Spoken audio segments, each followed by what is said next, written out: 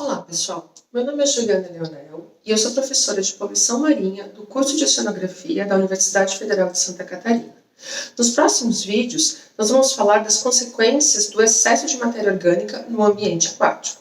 A fotossíntese é o principal processo de produção de matéria orgânica, enquanto que a remineralização, principalmente por processos aeróbicos, é a forma como a matéria orgânica é destruída. Durante a formação da matéria orgânica, nós temos liberação de oxigênio, enquanto durante a sua destruição, nós temos o consumo desse oxigênio. O balanço entre esses dois processos determinará se teremos mais produção ou mais consumo de oxigênio. Se temos um ambiente aquático com maior quantidade de matéria orgânica do que ele é capaz de processar, ou seja, de que ele é capaz de remineralizar, teremos um alto consumo de oxigênio, que resultará em baixas concentrações de oxigênio dissolvido para aquele ambiente. Isso pode ocorrer em ambientes aquáticos com baixa renovação de água e devido à entrada exacerbada de efluentes ricos em matéria orgânica. De acordo com a concentração de oxigênio dissolvido, o ambiente ele pode ser classificado em condição de normaxia, que é quando o metabolismo aeróbico é o metabolismo predominante. Essa situação de normaxia é considerada a condição normal para a maior parte dos ambientes. E eu digo para a maior parte dos ambientes porque nós temos algumas exceções, como, por exemplo, os sedimentos de manguezais, que são naturalmente ambientes mais anóxicos. Temos também a condição de hipoxia, que é quando o metabolismo anaeróbico passa a ser mais importante. E, devido às baixas concentrações de oxigênio, a gente começa a poder observar impactos na macrofauna bentônica. Isso porque nos ambientes bentônicos que se encontram em hipoxia, ocorre mais intensificadamente o processo de denitrificação e, consequentemente, a produção de ácido sulfídrico, que pode ser tóxico, uma vez que ele reage com enzimas que contêm ferro e que inibem processos enzimáticos nas células desses organismos bentônicos. Nesses locais de hipoxia, também é comum observarmos a redução do pH. Por fim, nós temos a condição de anoxia, que é quando os valores de oxigênio dissolvido são próximos de zero, sempre menores do que 0,1 mg por litro. Nesse caso, a flora microbiana dominante é anaeróbica. Por exemplo, a gente pode ter dominância de micro-organismos que produzem metano, que são os micro-organismos metanogênicos.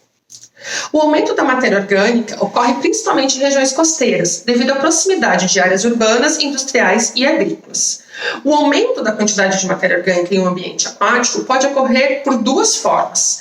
Primeiro, pela entrada de matéria orgânica através de esgotos urbanos, industriais e agrícolas, sendo que no caso dos esgotos industriais, os efluentes de indústria de processamento de alimentos e de indústrias de celulose e papel são alguns dos mais preocupantes. Além disso, há também a contribuição dos efluentes da agropecuária. Por exemplo, uma vaca gera resíduo orgânico em quantidade equivalente a 16 pessoas. Então, esse tipo de efluente ele é bastante preocupante na questão de aumentar a quantidade de matéria orgânica nos corpos d'água. A outra forma de ocorrer o aumento da matéria orgânica em ambientes aquáticos é aumentar a produção primária local. Isso ocorre devido à entrada exacerbada de nutrientes, como o nitrogênio e o fósforo, essenciais para o crescimento de micro-organismos fotossintetizantes. As fontes antrópicas mais importantes de nitrogênio e fósforo para o ambiente marinho são o uso exacerbado de fertilizantes em áreas agrícolas, esgotos que têm detergente que na sua composição possuem fósforo e também atividades de aquacultura. O processo de crescimento da biomassa em um ambiente aquático devido à maior entrada de nutrientes e também à entrada de outros elementos essenciais que promovem maiores taxas de fotossíntese é chamado de eutrofização. A eutrofização leva à diminuição da penetração de luz na coluna d'água, assim como também diminui os níveis de oxigênio dissolvido, porque toda a matéria, toda a biomassa que for produzida a partir esse excesso de fotossíntese, ele terá que ser remineralizado naquele ambiente, e esse processo consome oxigênio. Aqui também vale destacar que esse aumento no consumo de oxigênio, que leva à redução da quantidade de oxigênio dissolvido, pode levar a processos de hipoxia e anoxia. Além disso, a eutrofização também favorece a floração de algas nocivas, o aumento de algumas algas específicas, como a uva e a cladófora, e mudanças na predominância de espécies. Por exemplo, os dinoflagelados passam a ser alguns dos organismos predominantes ao invés das diatomáceas. A eutrofização também favorece o crescimento de zooplânctons gelatinosos. Tudo isso gera danos para a pesca e a extração de frutos do mar.